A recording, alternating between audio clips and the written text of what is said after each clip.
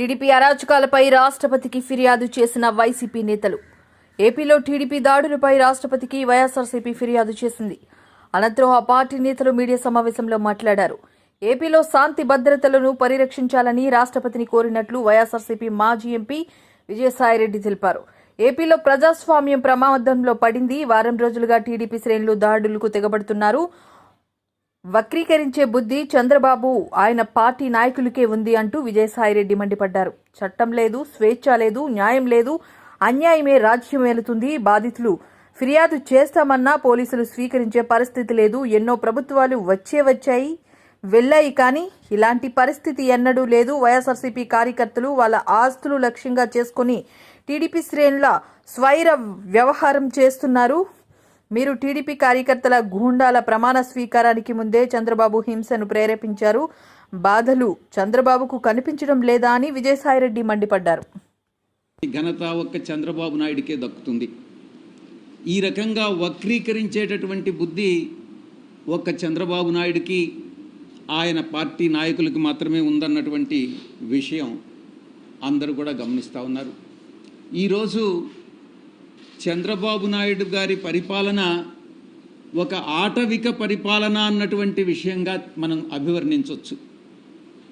మీకు వీడియో రూపంలో కూడా తెలుగుదేశం పార్టీ నాయకులు, కార్యకర్తలు, మా కార్యకర్తల పైన చేస్తున్నటువంటి, నాయకులపైన చేస్తున్నటువంటి దాడుల్ని మీకు చూపించడం జరుగుతుంది. చట్టం లేదు, స్వేచ్ఛ లేదు, న్యాయం లేదు, అన్యాయమే రాజ్యమేలుతుంది. ఈ ప్రమాణ స్వీకారానికి ముందే ఈ రకమైనటువంటి ప్రామాణికాలు సృష్టిస్తున్నారు అని అంటే దీని మీరు అర్థం చేసుకోవచ్చు చంద్రబాబు నాయుడు పరిపాలన రాబోయేటటువంటి 5 సంవత్సరాల కాలంలో ఎలా ఉంటుంది అన్నటువంటిది. కనీసం ఫిర్యాదు చేస్తామన్నా కూడా దాడి చేయించుకొని, దాడి జరిగిన తరువాత గాయాలకి గురై తరువాత కూడా ఫిర్యాదు చేస్తామనంటే అధికారులు భయపడుతున్నటువంటి పరిస్థితి ఫిర్యాదు తీసుకునేదానికి. ఇది చంద్రబాబు నాయుడు పరిపాలన. ఈరోజు రాష్ట్రాన్ని అత్యంత భయానకమైనటువంటి వాతావరణంలో ఈరోజు చంద్రబాబు నాయుడు ప్రమాణ స్వీకారానికి ముందే నెట్టడం జరిగింది. ఇక ఆంధ్ర రాష్ట్రం ఏర్పడిన తరువాత రాష్ట్రం మొట్టమొదటిగా మద్రాసు రాష్ట్రం నుంచి విడిపోయి ఆంధ్ర రాష్ట్రం ఏర్పడిన తర్వాత ఎన్నో ఎన్నికలు జరిగాయి, ఎన్నో ప్రభుత్వాలు వచ్చాయి, ఎన్నో ప్రభుత్వాలు వెళ్ళాయి. కానీ ఈ విధంగా ఎన్నడూ లేని విధంగా ఎన్నికల తర్వాత హింస చెలరేగడం అన్నటువంటిది ఈ యొక్క చంద్రబాబు నాయుడే నాంది పలికాడు అన్నటువంటి విషయాన్ని నేను మీకు తెలియజేస్తా ఉన్నా. ఎన్నికల కోడ్ వచ్చిన తర్వాత వైఎస్ఆర్ కాంగ్రెస్ పార్టీయే లక్ష్యంగా, పార్టీ శ్రేణులే లక్ష్యంగా కొనసాగినటువంటి దాడులు ఎన్నికల ఫలితాల తర్వాత కూడా కొనసాగాయన్నటువంటి విషయం మీ అందరికీ కూడా తెలుసు. వైఎస్ఆర్ కాంగ్రెస్ పార్టీ కార్యకర్తలని, వాళ్ళ ఆస్తులని, కుటుంబ సభ్యులని లక్ష్యంగా చేసుకుని టీడీపీ ముఠాలు, టీడీపీ గుండాలు ఈరోజు రాష్ట్రంలో స్వైర్య విహారం చేస్తూ ఉన్నాయన్నటువంటి విషయం మనం గమనించుకోవాలి. టీడీపీ ప్రభుత్వం అంటే గుండాగిరి అని చెప్పొచ్చు. టీడీపీ కార్యకర్తలా, మీరు గుండాలా అని మేము ప్రశ్నిస్తూ ఉన్నాం. మీరు అడగొచ్చు, ప్రభుత్వం ఇంకా ప్రమాణ స్వీకారం, ముఖ్యమంత్రి గారు ప్రమాణ స్వీకారం చేయకముందే మీరు ఈ ఆరోపణలు చేస్తున్నారు అని మీరు ప్రశ్నించవచ్చు.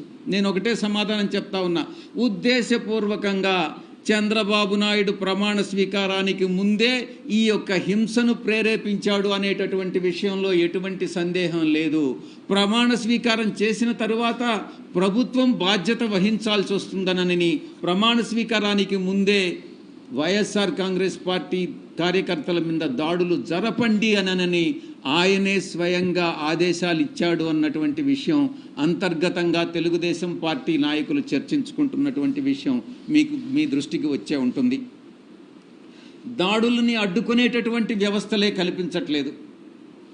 న్యాయ వ్యవస్థను అప్రోచ్ అయ్యాం, పోలీస్ వ్యవస్థను అప్రోచ్ అయ్యాం,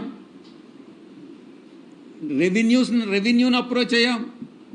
పోలీసు వ్యవస్థ నీరు గారిపోయింది, నిస్తేజంగా మారిపోయింది, వ్యవస్థ పని చేయకుండా మానేసింది.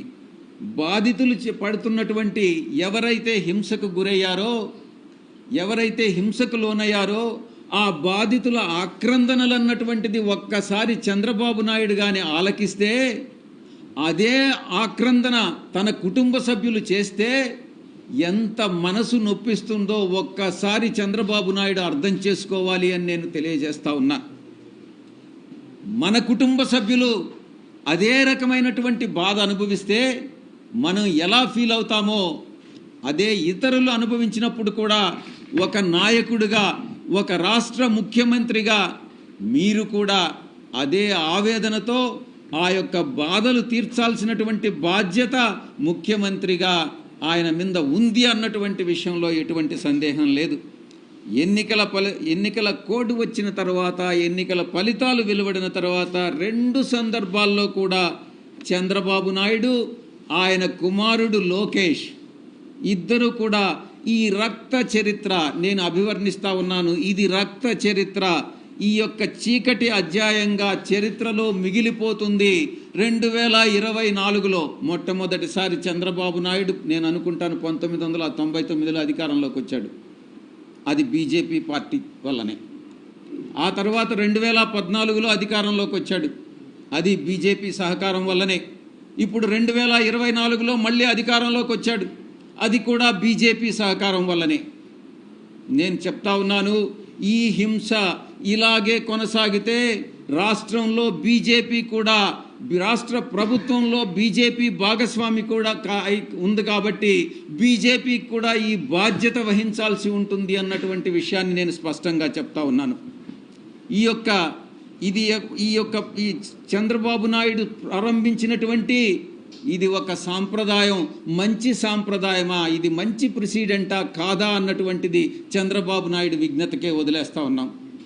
దీన్ని ఏ రోజు కూడా ఒక ప్రామాణికంగానో ఒక ప్రెసిడెంట్గానో మీరు నెలకొల్పవద్దు చంద్రబాబు నాయుడు అని నేను చెప్తా ఉన్నా.